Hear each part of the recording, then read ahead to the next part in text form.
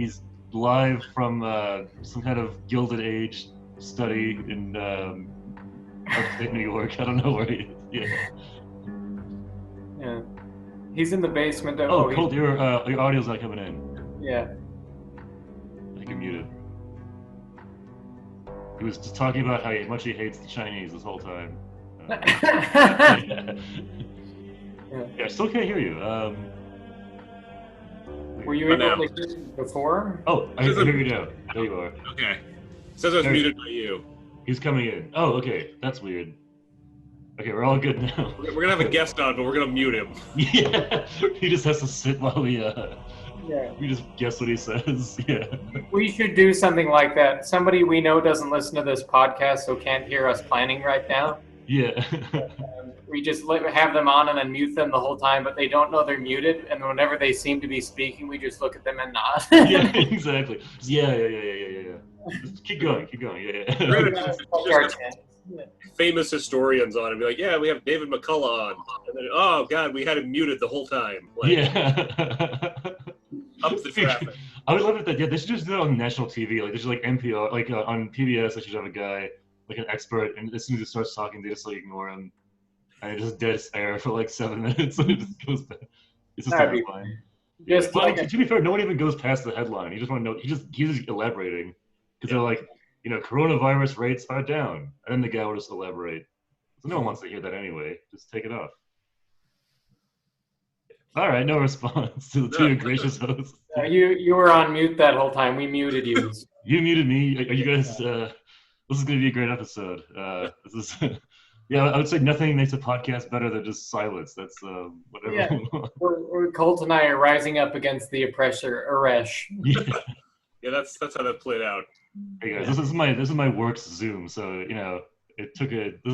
we're very lucky to have a Zoom that's not going to end the call after half an hour.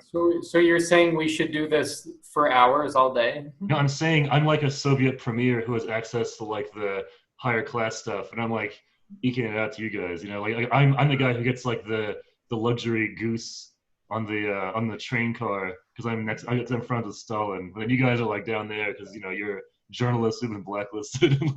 And once you come on the call, he and I have to applaud, and the first person to stop gets killed next time. Yes, exactly. We're just not there next time. Yeah. Oh man. Yeah, we were talking about the lives of others where they go to that play. Like no one's even watching the play. They're just participating in subterfuge the whole time. We're like they're just like, I heard Raskolnikov wants to do this, wants to make a move against this guy. And you guys like, I heard he wants to do it. Like no one even cares about the play, and then it's like I love that. And then one of them's a genius critic, but also is able to discuss politics the whole time, and afterwards he just writes a really, really perceptive précis of the whole play.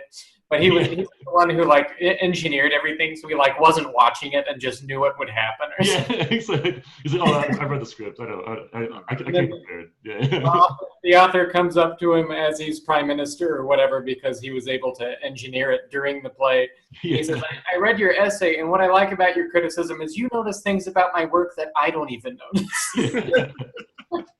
We would be good Stasi agents, I think. There's probably going to be some openings for that. Depending. Yeah, exactly. Yeah. That might be the biggest growth sector in America right now. Oh yeah, like the Homeland Security. Yeah. I don't think I would be a good Stasi agent because they'd be like, "Are you hiding secret documents?" It'd be so funny. Someone's like, "Are you a spy?" No. No. Yeah. Are you never be a spy because I'd tell everybody that I was a spy. Yeah, I would never shut up. Yeah, I would be obsessed with it. I'd be like, oh no, my passports fell to the ground. Look at all these passports I have. Yeah. I'd say I'd have that cyanide capsule in my mouth, and I'd be at bars hitting on people. And be like, "Spy, you want to see the cyanide capsule?" They're like, "Yeah." And I show them, and they're like, "Hot." Well, they say women like a bad boy. That especially like a guy who could just. Yeah. Kill himself at any time. Yeah. Like, hey, I have one for you if you want to do like a murder-suicide thing. We can do that. Yeah. You're making out and you bite the cyanide capsule while you're making out and you both die. It's really hot. No, I mean I'm very attracted to the whole 80s Berlin espionage. Like you meet at a bar in East Berlin and then there's a sexy other spy and then you're making love and she pulls out a stiletto and stabs you. then she takes the microfilm you were hiding in your balls or something. Yeah. Yeah, right. But she stabs you in the neck, and you're like, "Oh, where's it?" And then that is a very okay. Thank you. Yeah. Like you are actually very. I think we actually have very good sexual chemistry, even though. Oh, worth it. Worth it. Oh man. Yeah. Anyway, I'll cut out the USSR talk because actually this episode's focus is going to be on Winston Churchill, who Colt is a bit of a connoisseur of. So Colt is going to take us on a journey with Churchill. Journey with Churchill. Yeah, dinner with Churchill. That's the death of colonialism. And... No, so I was going to say, how about we just let you? What's a good if you had to explain to if a child was like, who's Winston Churchill? How would you say? I have a child, and so when I explained Winston Churchill to her, I first started with the tenets of conservatism and moved through British parliamentary procedure. Now, so I like Churchill a lot, even though he has some very complicated history with his attitude towards the British Empire, like the whole genocide in India thing. But the thing I like a lot, I identify with him a lot because he wrestled with his depression a lot throughout his life, and it was like a huge thing, and he called it his black dog, and he was one of the very few people who admitted that he had a mental health issue in British aristocracy when they were all completely screwed. I just think that was very cool to have this 1910 black dog. I'm just gonna stay in bed for 6 weeks.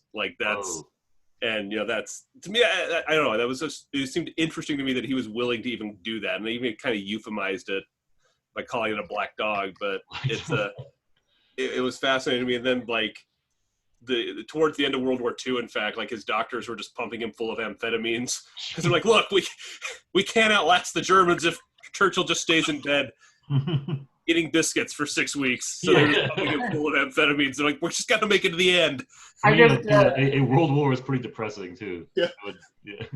I want to see a movie about Churchill with him in bed just laying down and somebody walking like, Mr. Churchill, will you like anything? Biscuits. Yeah. He doesn't even sit up. He just biscuits. I gotta say that was actually a better Churchill than the actual Churchill movie, which I didn't like that much. Yeah, it's Gary Oldman with a slight British accent. He doesn't. I was like, you just made this because they just made it in a hurry before the Oscars, a month before. Here's a Churchill movie. Take it, go. Yeah. That scene where he's on the tram talking with the people, he'd never do that. No. He would never have done that. Yeah. I know. Yeah, it's very much a very American approximation, who didn't know research. They're like, this is what we think he did. We didn't know research. It's like somebody heard Dan Quayle quoting him and was like, I should make a movie about this. Yeah. There was a great 90s movie called the World War II When Lions Roared. Oh. And Bob Hoskins played Churchill. And he was great because he just played him like a drunk. Yes. Michael Caine was Stalin. And John was FDR. That sounds amazing. And who was FDR? John Lithgow, who also played Churchill. Is it like a comedy? What is this? No, it was a serious. It was a TV movie. That's incredible. That's it was wild. They'd break the fourth wall, and Churchill would lean into you and be like, "They don't know this, but I'm playing both for fools at this." It's like House of Cards. They're doing a pre-House of Cards. And it was Michael Caine going, and they all think they have the upper hand, but Russia will always be able to come out on top in the land conflict. Anyone who's read history knows this. And it was just panning over at each of them. What the fuck? It was John Lithgow in this movie. You can find it. It is a truly weird film, but that's amazing. Watch. Yeah, they really love those kind of those biopics where it's just a chance for these Shakespearean actors to just get some crazy state. I think Patrick Stewart was Lenin in a movie because he's bald. Yeah, he was in the 80s. He was Oh my god, it was so weird. I think the easiest casting director call. They're like, we need a bald actor. We need a bald guy who can do an accent. He's like, I've just done Next Generation. I'll take a role just so I can have some dignity. Yeah. Speaking of Churchill in bed, there's a story about him in bed, just writing, because he liked to write in bed, like a lot of great authors, actually. In bed. But, his grandson or something came in, and then he knew everybody was talking about him. He was a great man. He was the prime minister, and he said, He said, "Grandfather, are you the greatest man in the world?" And then Churchill looked up and went, "Of course I'm the greatest man in the world." And the little kid just ran off scared. He was like, "Ah!" That's so funny. He kind of was at that point. He was like those powerful politicians. I'm going to disagree with everyone. I don't like him at all. I think he would have gone down in history as one of the most evil people of the Western Churchill? world. Churchill. Yeah. If Hitler, Mussolini, and Stalin were not around, I think Churchill would have gone down in history as a really, really bad guy. Because he was, except that he was one of the few people in England to really realize that there was no ally in fascism. Yeah, almost too late, by the way. It's funny how it works. Well, I really despise Stalin, but he did, end up. He made a big mistake with trusting the Germans, but he did also recuperate and beat them all the way back to Britain, it's weird how that works. There could be some very complicated when the stakes are so high. I think it does change how you view people. I think all British people who are evil get a pass because British people write history. That's they get a pass. If Hitler had been British, the whole script would have been flipped. God, that's funny.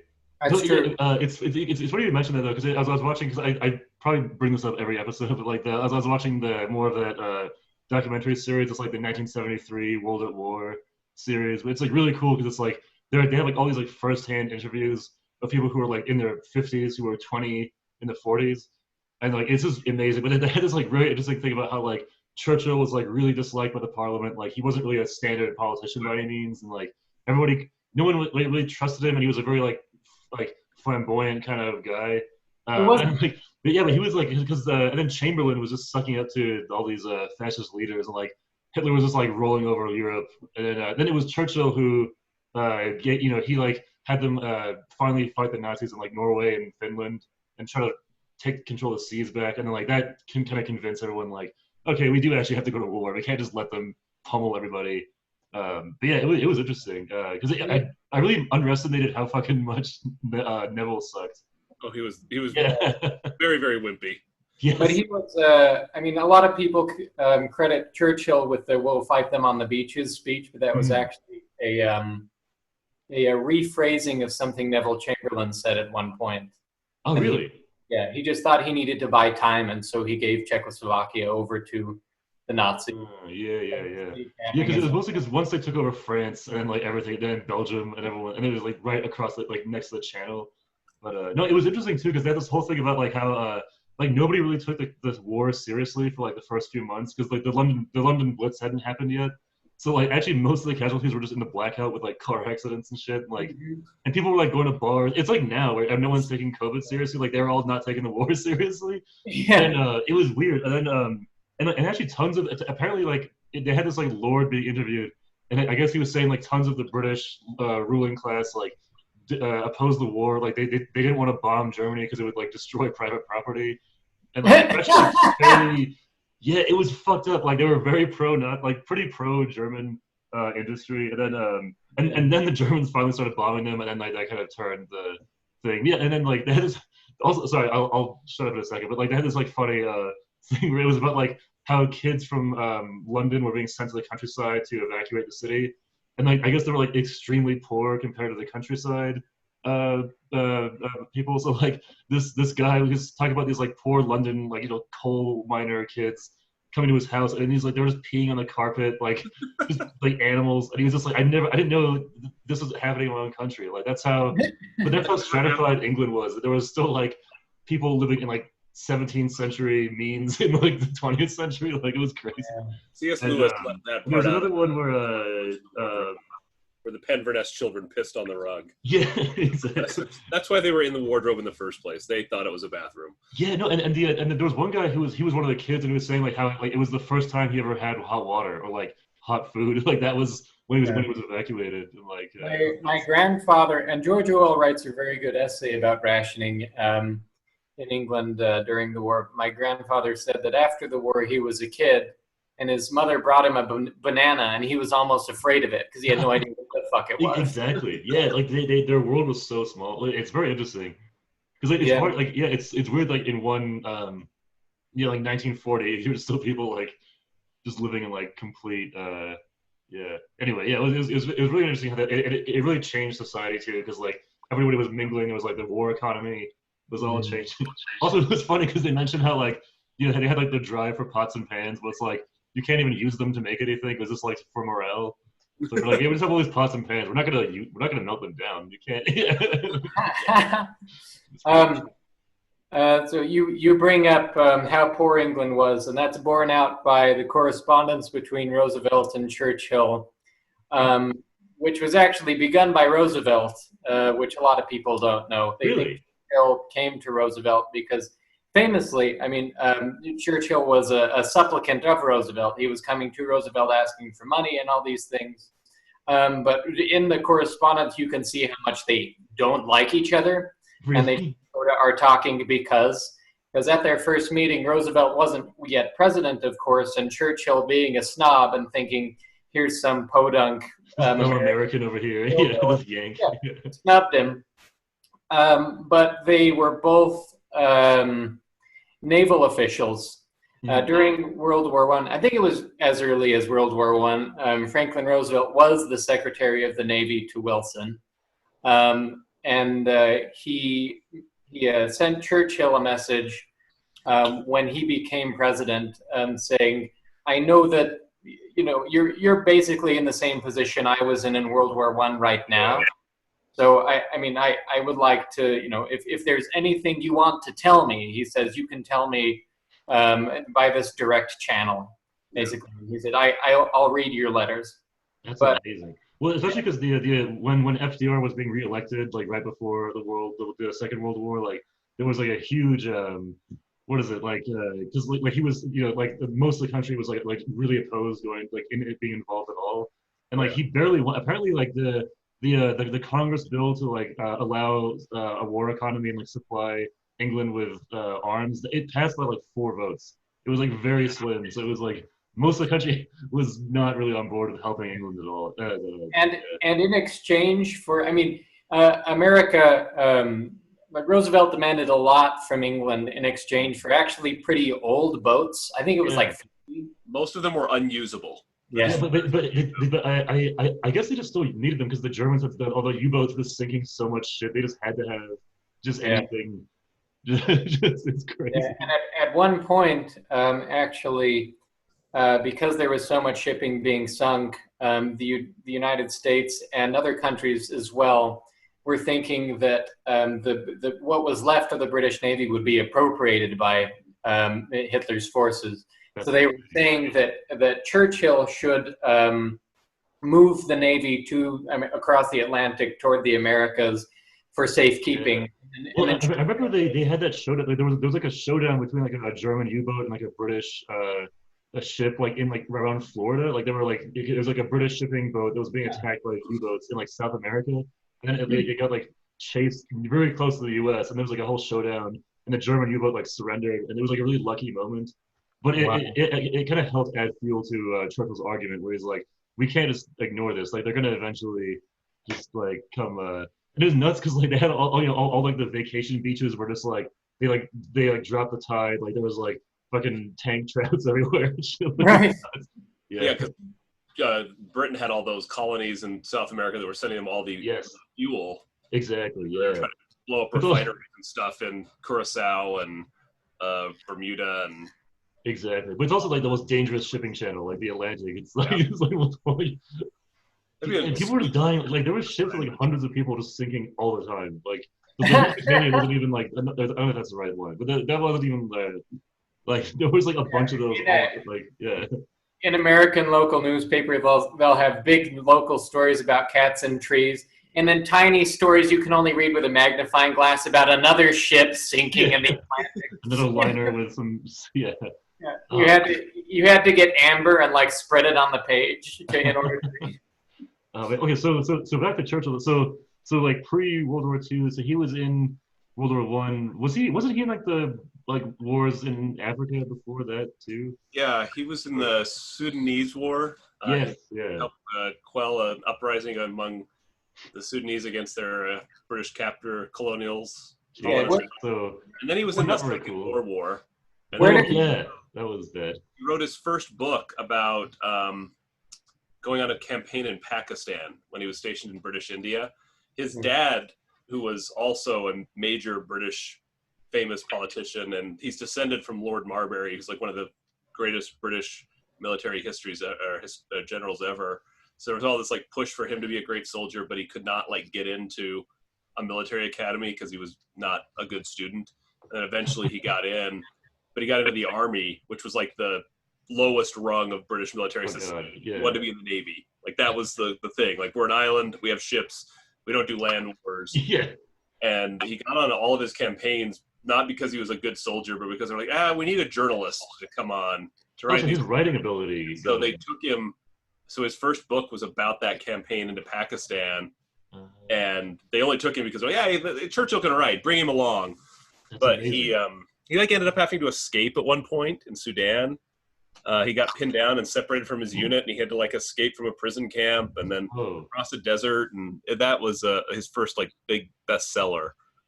Was that? Yeah. So he was. I mean, and then he was on the Western Front in World War I after he screwed up Gallipoli. He was like a commander, wasn't he? He was, well, they made him like a commander. It was like put him out there.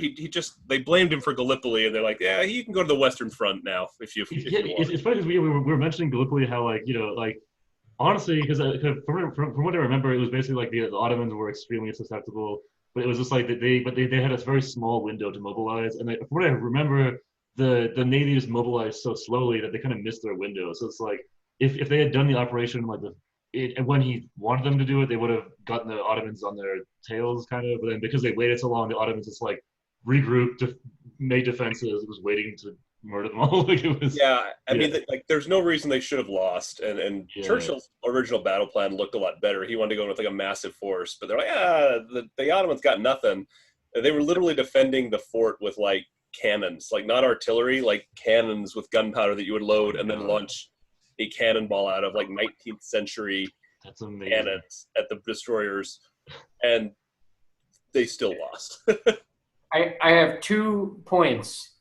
One is Dave Barry, the celebrated humorist, has a great passage in his book about world history on the Y1K crisis, which is where printing presses went all out of whack. He said words would become inverted. Otto, for instance, became Toot. And then later on, he refers to the Tootman Empire, like 100 pages. But also, my second point is that Churchill won the 1953 Nobel Prize for Literature, and everyone talks about what a great writer he is. But I tend to think his writing was not that good. I think it's where it was not an imitation of Edward Gibbon, it was pretty bland. Actually, if you read Edward Gibbon, it's what you think Churchill writes like. When I read Churchill, I'm like, this doesn't sound like the Churchill everyone quotes. When you read Gibbon, you just find that when Churchill's quoted, it's in times of heavy influence by Gibbon. Listen to this. I'm going to read this passage from Gibbon's Decline and Fall of the Roman Empire. Not that book. I hate them. I'm going to read it in Churchill's accent. When Galenius received the intelligence that his capital was delivered from the barbarians, he was much less delighted than alarmed with the courage of the Senate, since it might one day prompt them to rescue the Republic from domestic tyranny, as well as from domestic invasion, foreign invasion. That was a very good Churchill. That was very good. Wait, hold on. I want to try one. Let me pull up. Also, he didn't sound like that, but everyone thinks he does, so I do it. Okay, you know what? I think you have a. Okay, I'm gonna try this one. The 5 blocks of the Roman. No, I can't do it. How do you do it? That's Kennedy. Churchill impression. It's like being drunk or a little tipsy. You're doing Kennedy doing Churchill. Yeah. Yes, this is very bad. That said, it's hard not to lapse into Kennedy with Churchill for some reason. I'll just do a Kennedy. I'll do a Kennedy doing Edward Gibbon. The 5 marks of the Roman decaying culture. Concern with displaying affluence instead of building wealth. Obsession with sex and perversions of sex. Listen to this passage and tell me if this is not Churchillian as you imagine it. The ascent to greatness, however steep and dangerous, may entertain an active spirit with the consciousness and exercise of its own power. But the possession of a throne could never yet afford a lasting satisfaction to an ambitious mind. This is how the British get away with everything. They just say something like that, and then, like, you're just kind of semi-confused. Because, like, during the middle of that, I was like, I think I know what this means, but I'm not, like, confident. I know what this means. That's actually how their colonialism worked. They just showed up in the Sudan and were like, we're going to take this country now. Okay. Or in Churchill's case, partitioning it. That was always his go-to. He's like, is there a problem with the country? Let's cut it in half and see what happens. That'll work, right? And it never did. The joke about, like, the cutout of Jordan, they call it Churchill's hiccup. Because it's on the map, and he's like... it looks like a square root, like someone just like fucked it up on a ruler. Yeah, dude, it's so funny, like seeing the mistakes of colonialism just on a world map. It's like someone literally just got like on Africa with like a line, like a book edge. It was like, here's one country, and like just made a bunch. Making a collage.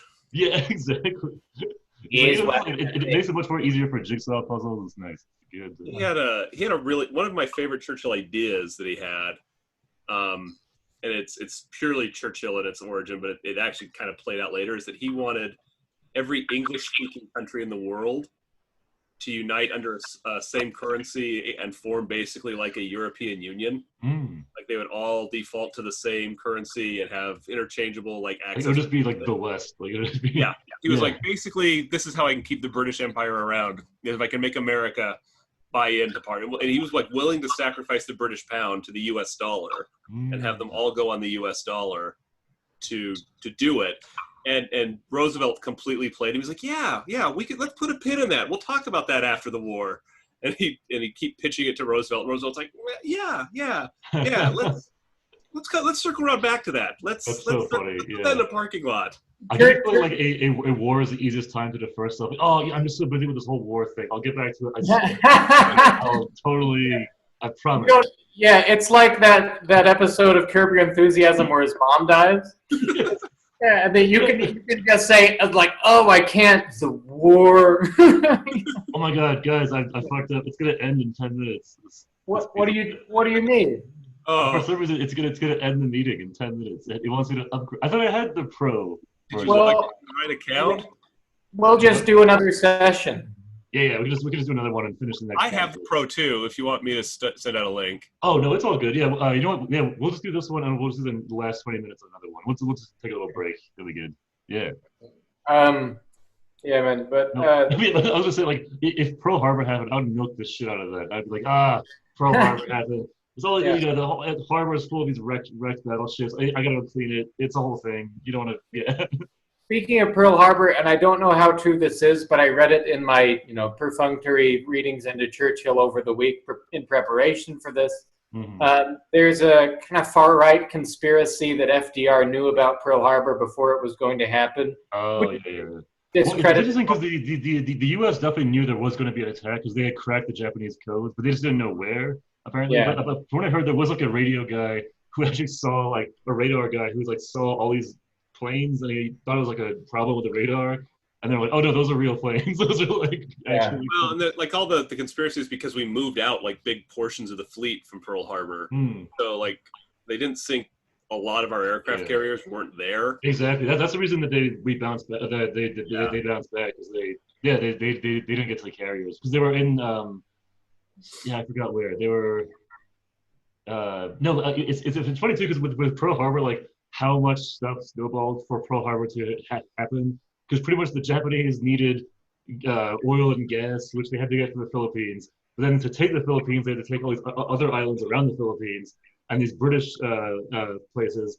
And then they also had to like make sure they could get the oil back to Japan, which meant they had to take the fleet out of Pearl Harbor. So it was just because of its proximity to that. That's the whole reason. So it's just like it's so weird how that all happens. Like, and then it does seem like there was American shipping in areas that controverted certain naval pacts of the time. Yeah, kind of flagrantly. Exactly. And that's not itself evidence for FDR knowing about it or trying to provoke an attack. But there is a quote from Churchill saying that so they were fleeing some. I mean, they were chasing some German boat or submarine, something like that. And then Churchill said that he hoped it would go to this place where it would fire upon an American boat, giving the Americans an excuse for entering a war for which they would be so grateful. That's what exactly, because no one wants to be the aggressor. You always want to have the casus belli, whatever. You're like, right? Hey, you attack. Also, because the American public was so anti-war and like so isolationist. They're like, he didn't want to look like the president who's provoking anybody. So anti-intervention at the time that when Pearl Harbor happened, America declared war on Japan, but did not declare war on Hitler. They waited for Hitler to declare war on them. Exactly. Yeah, because it was really it could have just been a whole Pacific War separately. It could have been two wars at the same time, but it was like, it was very weird. But Hitler. Churchill. I always mix them up. Hitler, Churchill, same guy. They were both painters. They were. Yeah, they were both in the same class in Vienna. They were like exchanging notes. Yeah. Yeah, they're both in Vienna painting, and Freud comes over like, these are about penises. You both have issues with your mothers. Yeah. And they're both like, thanks, Freud, and they do a three-way high five and then go back. They jump in the air and high five, and it freezes, and it's like, ain't it? But it's like the at the end of Animal House where it's like Winston Churchill went on to become the Prime Minister of England. And it's like, Hitler went on to become so we should talk about Churchill's sinking of that French vessel. What was that? That's one of the big fuck ups, I think. Colt, do you know about that? What was the name of it? I can't remember. Something French boat name. La Mesas or something. It has an M in it, I believe. It was the Versailles something. Yeah. But there was just a boat. The whole fleet. It was like, a lot of Frenchmen died. France has never forgiven England for it. Because they liked each other so much before. Like, yeah, exactly. France has never forgiven England for the 100 Years' War. Like, It was definitely also in World War I. Like England was really not trying to help them for a while. They're like, you just deal with it. This was particularly ill-timed in such a way as for England to appear, and Churchill in particular, to appear really opportunist. Because there was anxiety on the side of the Allies about the English fleet being appropriated by Germany. Well, Churchill thought that the French naval fleet was going to be appropriated by Germany. So he decided to bomb the French fleet in Algiers. But actually, the French fleet was moved to Algiers to get away from that possibility. That's a horrible mistake. Very, very bad.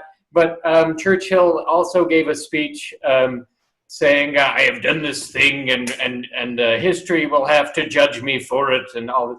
And history has, when people get tired of talking about how great Churchill was all the time for no real reason besides that he was right on one very important issue. It takes one. It does take one. It happened to be the right one, and it was done not out of. It was done basically because Hitler was just disgusted with the nature of Nazism.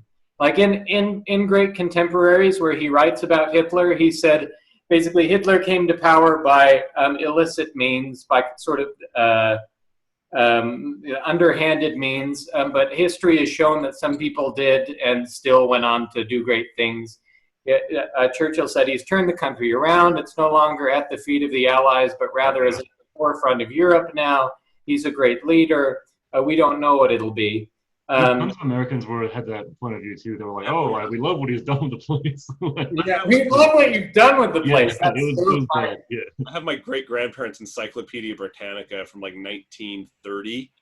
Oh yeah. The section on Hitler is like somewhere in the 30s, before the genocide started, and it's just about how great Hitler is, and it talks about like the Volkswagen has revolutionized the auto industry, and I mean it's very weird. I mean I definitely get like how like you could see him as like especially like in a public eye, like if you really didn't know, especially back then with what resources and news you had, I could definitely see him being painted as a populist hero like really easily. Because maybe an American is not gonna have the fucking inside scoop of like all the other shit that's going on. Yeah. Also, it's crazy because there were so many Germans in America too, and lots of all comic books from that period, like Superman, Captain America, like the DC Marvel comic books were started by like Jewish writers in America who were trying to be like, no, Hitler sucks. Yes. This is speaking of fucking Einstein, he saw it very clearly, very fast. He was like, "Yeah, let's get the fuck out of here." There are very few people at that time, and we celebrate almost all of them because everyone thought that fascism was a good thing because they thought it was turning all these things around. Yes. Some of the people who. Well, also we hate communism, and so communism seemed so much worse. So fascism seemed like a good alternative to communism. Yeah, and we'll talk about that too. We have 1 minute and 22 seconds left. But this is actually a good time to stop because this is I think this is a really good topic. So I'm gonna talk about this one. Okay, let me end this one and I'll start the next one. Okay. Okay. Okay, cool. We are back. Sorry, it turns out I don't have those Zoom privileges that I thought I had. So I'm actually not a very good bourgeois. So his privilege checked him. Yeah, it actually turns out my status in the party is not what I thought. Stalin wants to have me killed. In Soviet Russia, privilege checks you.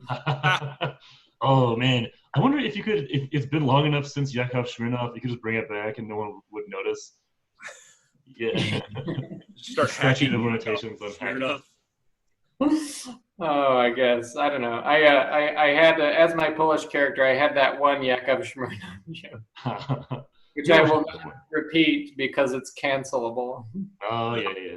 No, but so before our power went out or whatever, we had a good because we were talking about kind of like back in the 30s, like kind of there was a lot of apologism for Hitler. A lot of people like appreciated him, which is very creepy.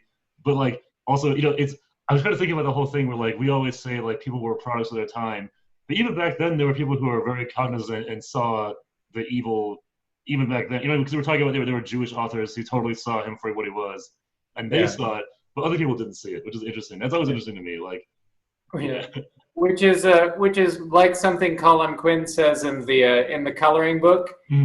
He said before 9/11 only Jews knew there were Arabs.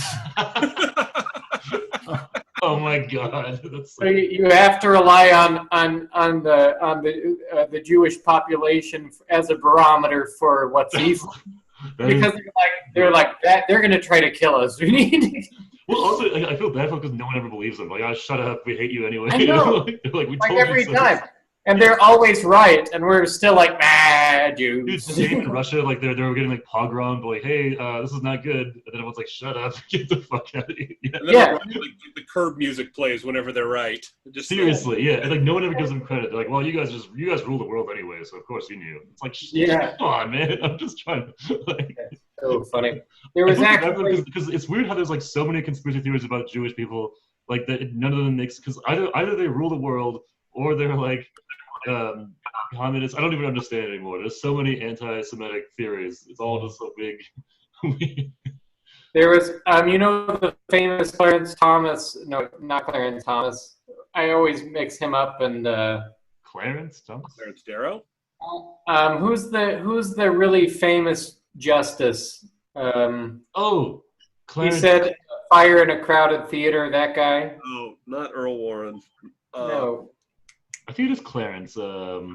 Clarence Bird decide. I don't know. No. I'm gonna look it up. Oh my God, this is gonna bother me that I'm not gonna know. Yeah. Hold on. Oliver Wendell Holmes. That was not even close to any of what we said. No, I can picture his face. I was about to say Oliver Wendell Holmes, but for some reason I thought, no, that's a novelist I know, so I didn't say it. But so yeah, he was talking about when he said fire in a crowded theater, when he said that's the limit of free speech, when it's the equivalent of reading of saying fire in a crowded theater, he was referring to a case wherein there were Yiddish speaking Hasids in the streets of New York passing out pamphlets, or Chicago, I can't remember, passing out pamphlets against the First World War, saying this is just going to get a lot of Americans killed. Yeah. in this. But everyone was like, "Oh, this is Bolshevism." Like this is yeah.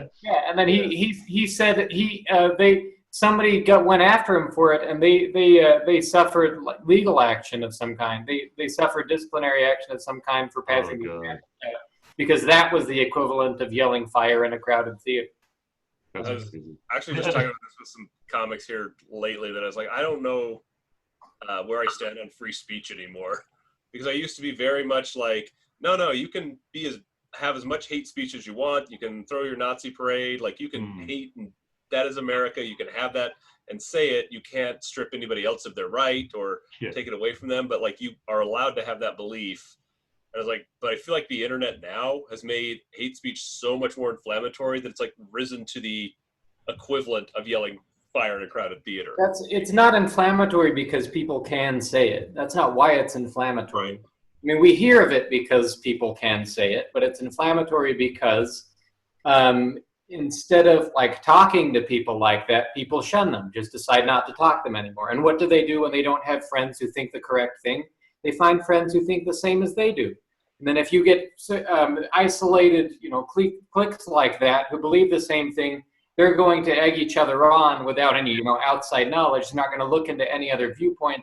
And that's how extremism happens. It's definitely complicated too, because like if people get too normalized with hate speech on the internet, then that might bridge it to the real world, and then that might bring them out to, because hey, we're so safe and open right now. Now they can just get us to the next level and start waving around pitchforks. Yeah.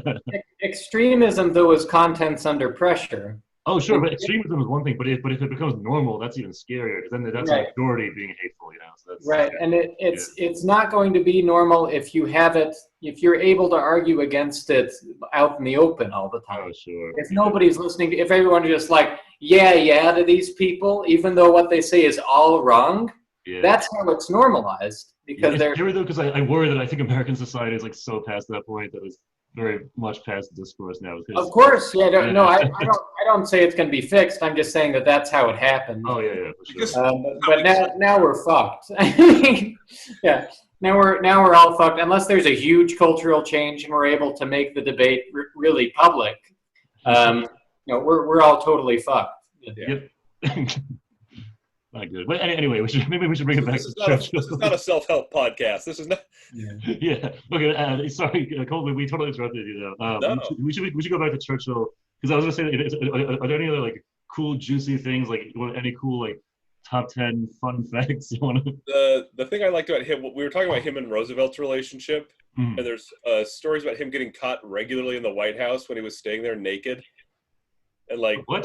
Roosevelt, he would like just wander like the white, like one of the most famous stories about him.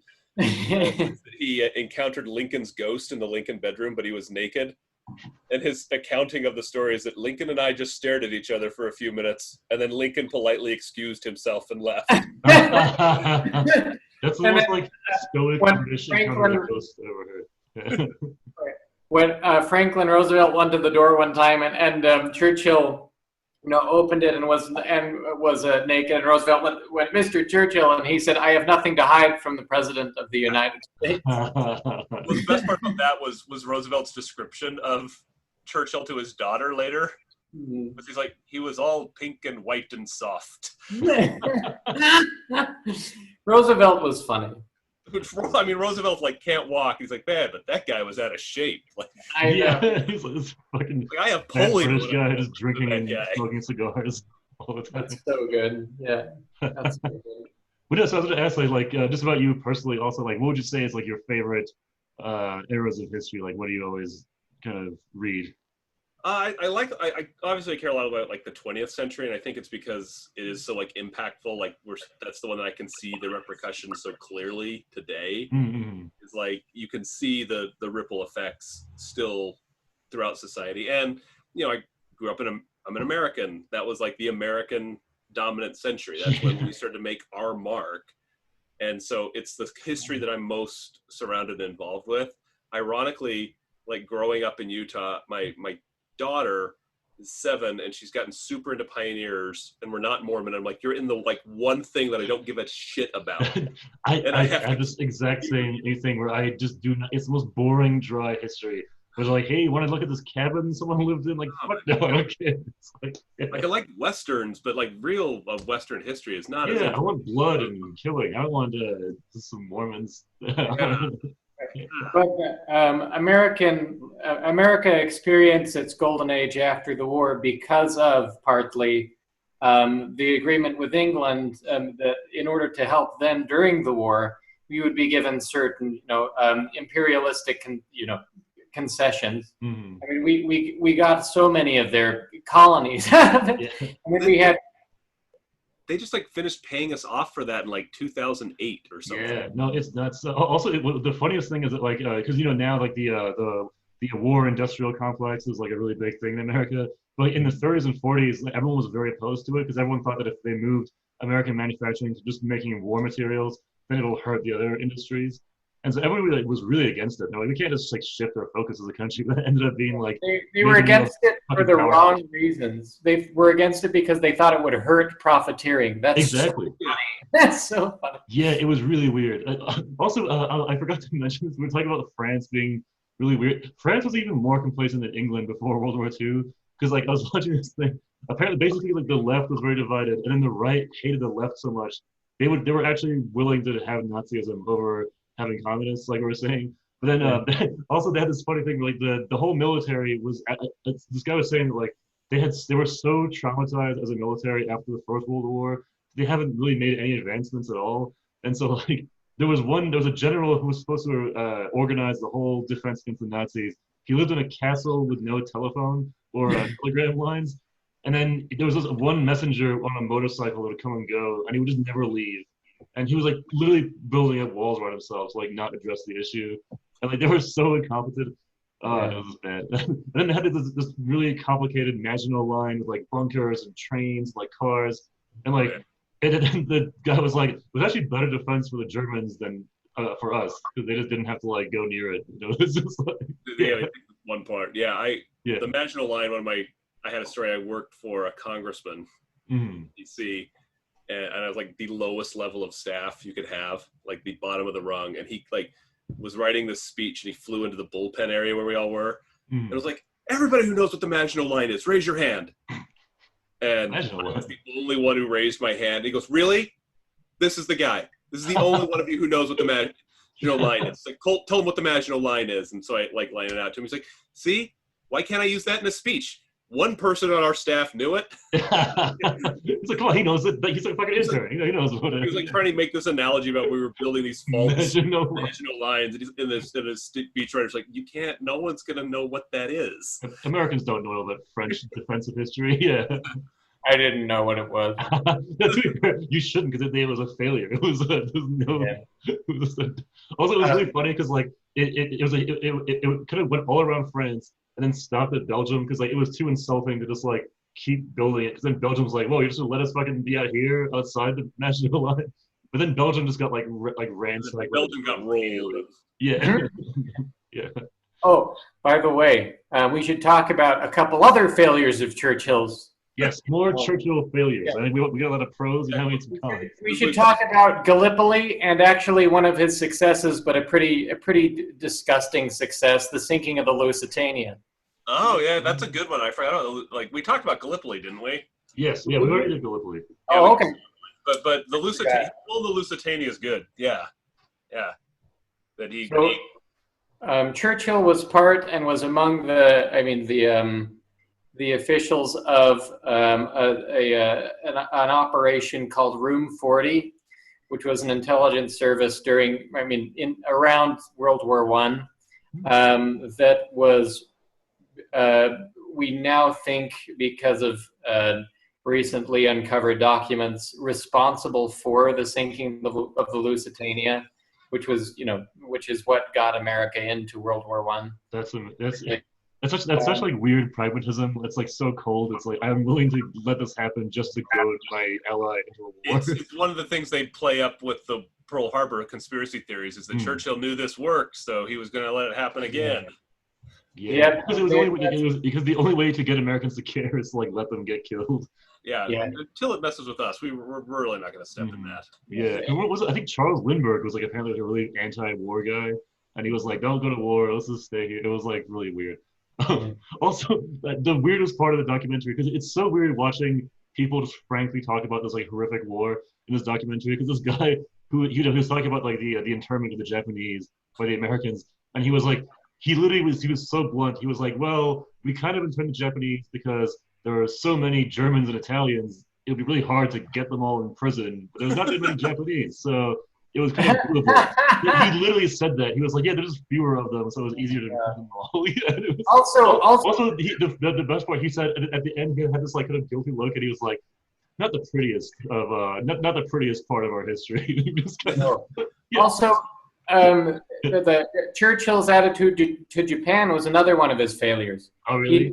He did not in any way predict, and actually seemed to ignore the signs that Japan was going to join the Axis in World War. Well, it's crazy because Japan was, because England had all those interests in China, and then Japan with the Manchurian campaign literally took over like Shanghai, Nanking, like all Peking, like all those cities, which are all. And then the England was like, well. And it's interesting that England had business interests in China and things like that, because soon after Churchill became prime minister, he shut down the Burma Road, which is the primary way China got the defense supplies. So they were pretty much cut off from any help from England after that. And he was like super concerned with that because China is like all divided. There's always like wars going on. And he was like, and like it's like Maoism was kind of on the rise too. So he was like just fighting that. Yeah, it's priorities. Very strong belief that China could not be captured. Like he thought, no, China can defend themselves. Like they've done it before against the Mongols. Yeah, because the rationale was like that people thought like people just said like the Chinese civilians could just be refugees and just like move into the hinterland of China, just go inland. Yeah. And just leave the coast to just get fucking destroyed by Japan. But after reading a lot about Churchill, the conclusion I've come to is that almost every single assumption we have about him is wrong, except that he stood up to the Nazis, which he did late. His reputation entirely based on reputation. Mm-hmm. It's crazy. I mean, it's not anomalous. It's definitely just what happens to big figures, and it's weird how that always happens to just like very big popular figures. Like you kind of they get like this weird halo. What's it with the halo effect? Where they're just infallible gods, but it's like he's just a guy. He just was in the right place at the right time, and he did the right thing at one time. we need heroes, and if they're not there, we're going to invent them. Yeah, like we need, and we are willing to look past a lot of flaws to elevate a hero. Like, especially when there's a world war. Like I think he was a necessary populist kind of option that you had to like rally the country around. And in times of war or crisis, you want somebody who can give a good speech. Like that is like half of what you want. It's just somebody who can like make you feel a little bit better as your house is being blown up by a Messerschmitt. Like exactly. He could do that, but when you can see. Like Gore Vidal said that you can see the ambition of a writer in the first 40 pages of a book. You can see who they're trying to imitate. You can also, I think, see the ambition of a writer in their shorter pieces because they're able to go over it more and make sure the imitation holds out for the entire thing. I mean, Churchill's speeches, when he's able to be as Gibbon-esque as he wants to be in his shorter pieces, are very good. It's not as good as Gibbon. Not as witty as Gibbon, not as perceptive as Gibbon, not quite as racist as Gibbon either. Gibbon was a huge anti-Semite. Churchill was a slight anti-Semite. But he was strangely pro-Islam. Was one of the weird things about Churchill. Like he raised the money to build the mosque in central London. Like he raised private funds and appropriated $100,000 to build the mosque in central London. And apparently like he and his best friend dressed in like Arabic clothing when they were in private just to hang out around the house. That's they were like hilarious. I would love to hear someone recite the Quran in Churchill's voice. They were his family was so worried. His daughter was worried when he first went to visit the Middle East. They're like, he's gonna convert. Like he's coming back. He's coming back Muslim. And I am very disposed to the Mohammedans. I love them. I haven't yet read his entry in Great Contemporaries on Lawrence of Arabia, but I know that he admired him. Like he met him at one point. It begins, "I did not meet Lawrence till after the war was over." And I know that he admired him. So it could be that, I mean, he was an adventurer like Lawrence of Arabia at about the same time. I mean, also, like, yeah, he literally was in the Indiana Jones era where, like, there was this, you know, you were chasing a guy in a biplane, like swinging on Sean Connery's there for all of them. He's just always there. Whatever. Nuts back then. Yeah. I could see it being fun. That scene in the Last Crusade where Sean Connery shoots off the tail of the plane with the machine gun is one of my favorite pieces of comedic acting in cinema. Junior. I think that's the only good part of colonialism was there was like that kind of fun times, and because that's all good adventure movies take place in colonial eras. It's like in like colonial Japan or like colonial China. Except Romancing the Stone, which is a fantastic adventure. Yeah. Also Tintin, the greatest colonial piece of all time. Tintin is great. Every single part, it's like, hey, you want to go to Beijing and bust an opium ring? Have you guys covered the Belgian Congo yet? No, that would be the most depressing episode. That is, yeah. So I love Anthony Bourdain, and my daughter would used to come down and watch it. Like she'd sneak out of bed so that her mom couldn't see her and come down and watch Anthony Bourdain. And then when she started doing geography in school, they'd like pick a country, and one of the countries was Congo. And I was like, if you get 100% on your geography test, you can come down and watch an Anthony Bourdain on one of those countries, and we'll like get food from it, and we'll do a whole thing. And she picked the Congo episode of No Reservations, or Parts Unknown, which is just about like child murder and enslavement. It's like the somber Bourdain voice, like never have I seen a more like disgusting. If you were watching, like the camera turns over at one point, and she's like, I think she was 5, and she goes, "Are they gonna cut off my hands? Is someone gonna cut off?" God. And Maggie goes, no, you're white and in America. You're probably fine. Actually, Maggie, you would be cutting off their hands. So, yeah. Honey, you would be a colonizer. We are the oppressors. Also, another thing, like another, a balloon I'd like to prick in the reputation of Churchill is that people always, when you hear about Churchill during the war, what's the image that comes to mind? It's of English families of an evening huddled around the radio listening to one of Churchill's dispatches from, Downing Street. He didn't give those. Yeah, that didn't happen. It's an actor who played Winnie the Pooh on the radio at the time did an impression of Churchill and gave speeches that Churchill wrote over the radio. That was not Churchill. It's amazing. Every part of his story. Every part of it is fucking made up by people who just remember it after the fact. They're like, oh, he was, It's just. Also, can I make one request? Can you do on the beaches in a Pooh voice, really quick? Yeah. We will help them on the beaches. I can't do anything. We will fight them on the beaches. We will fight. We should all just like mutter in a Winnie the Pooh voice over each other for 3 seconds. That is the worst. It's amazing that he really was that good of an orator when he had the most annoying voice I've ever heard. I guess. This is also great because someone's going to find this episode who's like a Churchill fan. This is going to be us shitting on Churchill for an hour. I fucking hate him. I fucking hate him. I'll say it. I was biased coming into this. This was a trap set for Colt. This is exactly what I expect whenever I'm going to pick a topic with Max. Is that there's at least a 90% chance it's going to be a contrary opinion. Yeah, he was a bonus. I'm going to enjoy it immensely. But it's just so. Isn't that annoying that every part of it is made up? Just like almost all of it. Like I don't like reality.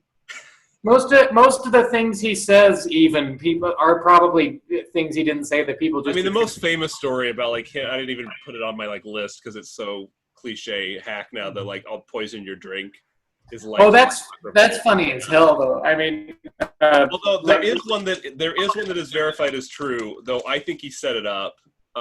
Lord Privy Seal, if you know this one, Lord Privy Seal, who he hated, was coming to meet him, and he was in the bathroom, And the steward comes and is like, Lord Privy Seal is here. And he says, tell Lord Privy Seal that I'm sealed to the privy, and I can only deal with one shit at a time. That's so funny. And I 100% believe that's true. I just think he wrote it before he was like, I'm going to wait in the bathroom for Privy Seal to get here so I can say this.